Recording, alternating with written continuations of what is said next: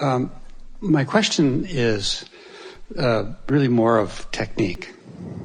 In the morning, I get up and I do kind of a structured focus wheel to really kind of set my morning off. And in that... Before you go further, we'll be very brief.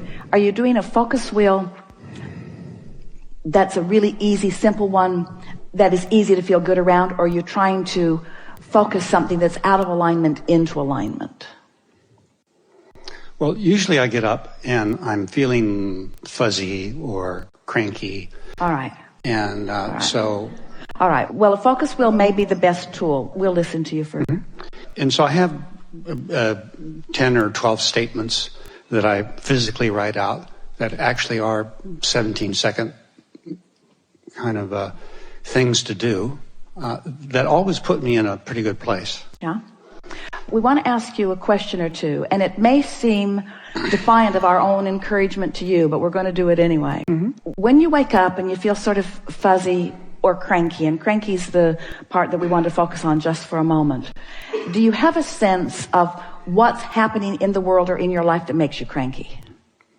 In other words, is there a cranky topic? Yeah, the TV.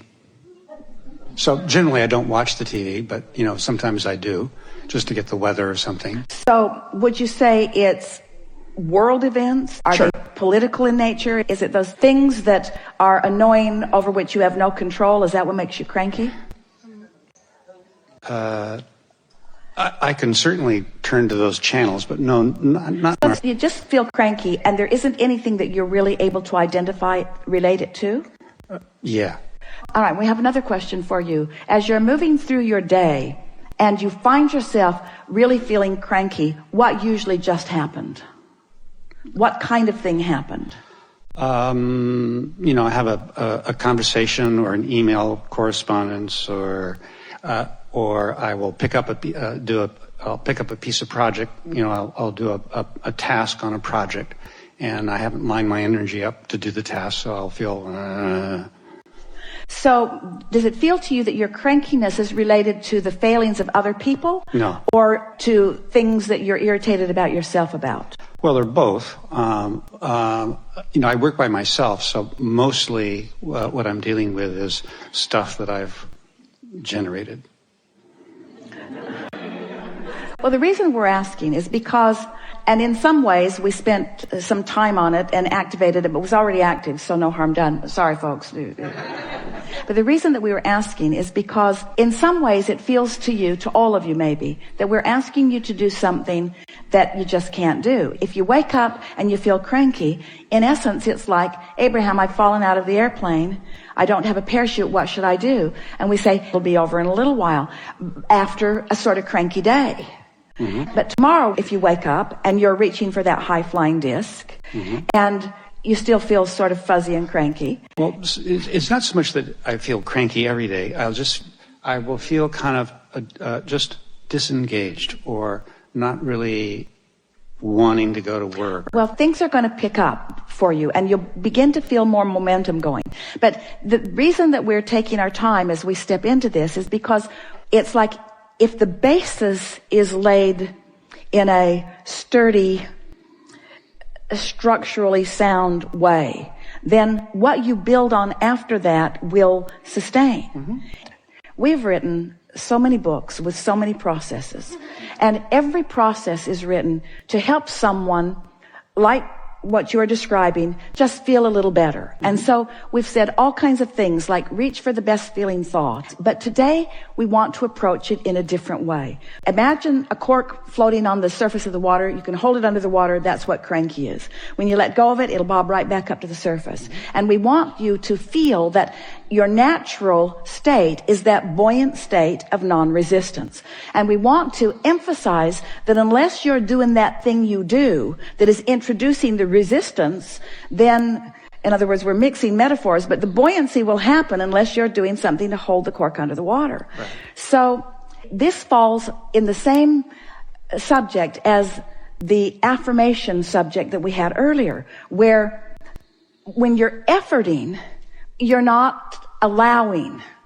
So Esther's been asking some similar questions of us because it's occurred to her that sometimes she can just get on that high-flying disc and then all kinds of really interesting things ensue, and it moves from interesting to satisfying to soothing to loving to passionate to fun, but it's all on the high-flying disc while the momentum of it can move about a little bit. And then recently she's been doing focus wheels. In the last week, she counted this morning 184 focus wheels. She has a computer program so that when something occurs to her, she can sit and make it happen very fast. So now she is saying to us, Abraham, because she's really catching the spirit of what we're saying here. If you get on the high-flying disc, meaning if you find some way to just feel lighthearted or fun or easy, then, and maintain that for 17 seconds, momentum will happen, and then more and more and more until that high-flying disc will begin to gather enough momentum that you will really feel interested. Let us maintain this momentum just for a little bit here. So she began asking the question, am I efforting with these focus wheels? And our answer to her was, if the focus wheel is flowing easily, then it's positive momentum building. If you keep getting stopped, if you're laboring at it, then the focus wheel isn't serving you. And it's really not serving you in this month that we're asking you to give yourself of seeing if you can't start the day on a high-flying disc. So are you annoyed yet at the term high-flying disc? You should be, because get on the high-flying disc, get on the high-flying disc, get on the high-flying disc, get on the high-flying disc, get on the high-flying disc. But we really mean it. So what are you going to do today? I'm going to get on the high-flying disc. Well, then what? Well, I didn't think beyond that. I'm just going to get on the high-flying disc.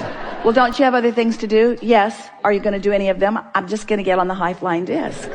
Well, what will that yield to you? Well, I'll know when I get on the high-flying disc, but that's my dominant intent. I'm just going to be as light and as free-feeling as I can. Well, how does that translate? Well, we'll see how it translates.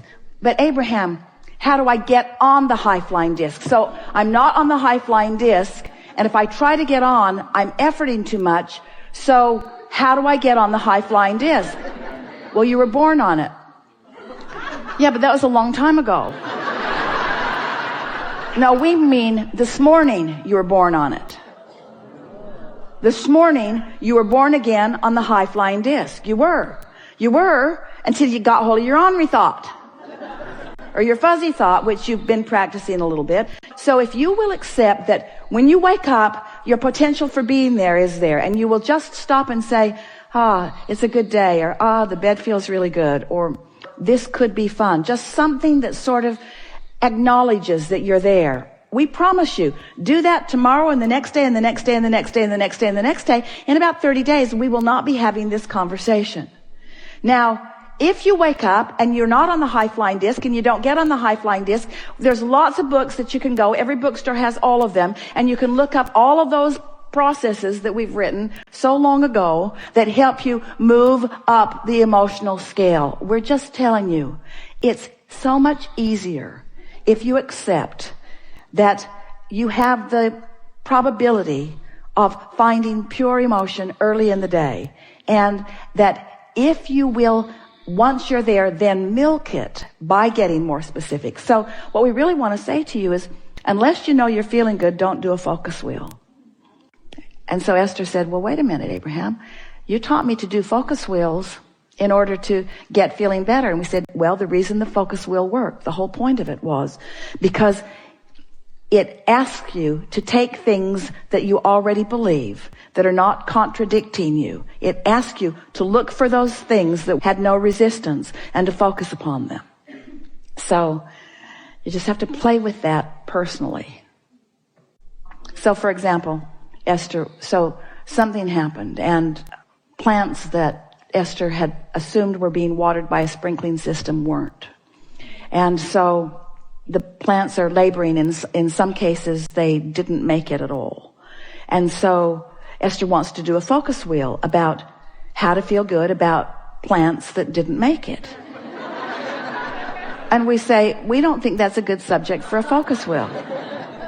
We think that's a subject to just let lie dormant.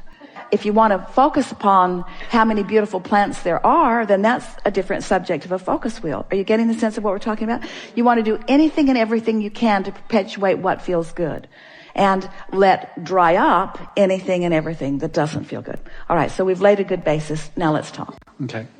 So generally what I do when I'm doing this in the morning is I generally end up in a fairly clear, focused, flowing, easeful state. So, good. And then, you know, I'll do my segment intention or right. So you woke up fuzzy and cranky, but you did a focus wheel, and now your energy is flowing. So that's an effective use of a focus wheel.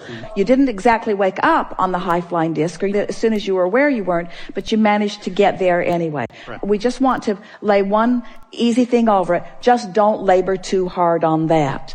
And we almost want to say, in fact, we almost want to say it so much we're going to say it.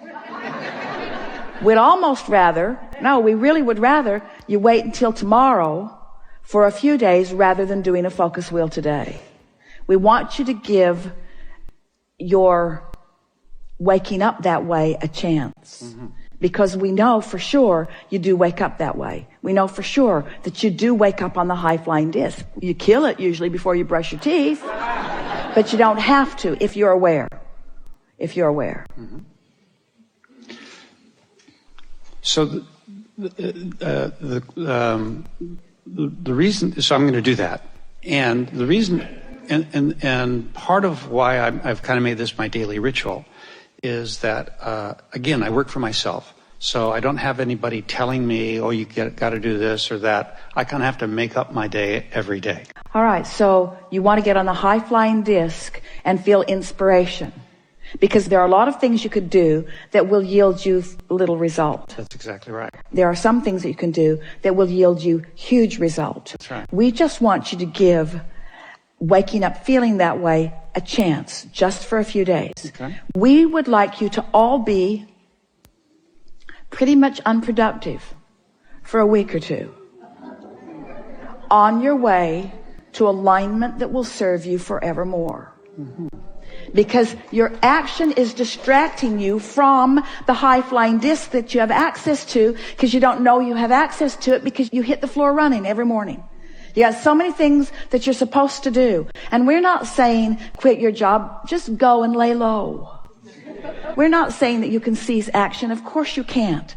We're just asking you to give this notion, this absolute theory, this absolute knowledge that we are presenting to you a chance. You wake up reborn every morning. And if you will milk that feeling of worthiness and adventure and eagerness, if you'll just reach for it, the inspiration to act will be so powerful that you won't be trying to fill your day with things. You won't be trying to motivate yourself. You'll be inspired from the inside out, inspired from the high-flying disc. Do you buy that? Good. That's my question. Thanks. Yeah.